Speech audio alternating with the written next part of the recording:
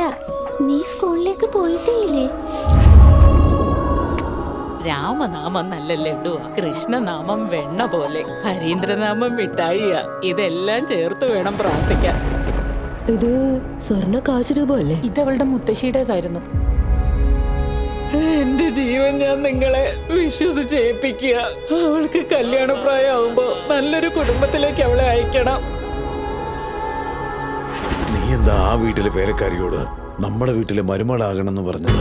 എനിക്കിതിലൊന്നും വിശ്വാസമില്ല. രണ്ടുപേർക്ക് ഇഷ്ടമുള്ളതാണ് ചെയ്യേണ്ടത്. എനിക്ക് അവളെ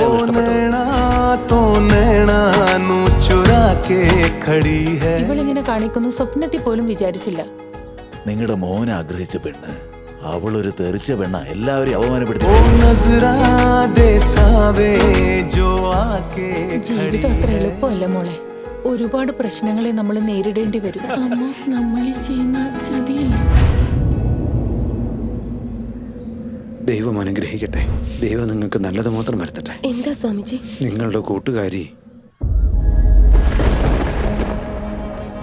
എനിക്കിനി അടുത്ത ലീവിനെ വരാൻ പറ്റൂ.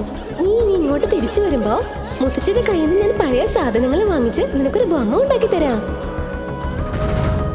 ഈ കത്തെന്റെ ഭർത്താവിന്റെ കയ്യിൽ കൊടുക്കണം, അല്ലാതെ മരിച്ചാലും എനിക്ക് സ്വസ്ഥത കിട്ടില്ല.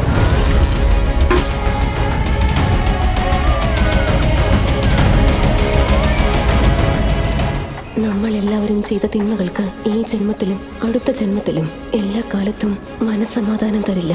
ജീവിതം പുണ്യം കൊണ്ട് നിറയ്ക്കൂ. അപ്പോഴേ ഈ ജന്മത്തിലും അടുത്ത ജന്മത്തിലും തിരിച്ച് സമാധാനം കിട്ടും.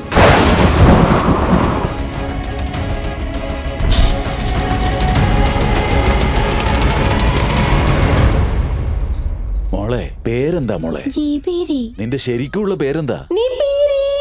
ഇതെന്ത് പേരാ മോളെ? നീ ഈ വീട്ടില് വെളിച്ചവും സന്തോഷവും കൊണ്ടുവന്നത് കൊണ്ട് നിനക്കിനി മുതൽ ഒരു പുതിയ പേര് വെക്കാൻ പോവുകയാ ഞാൻ. നിന്നെ റോനൊക്കെ ഇനി മുതൽ ഞാൻ വിളിക്കും.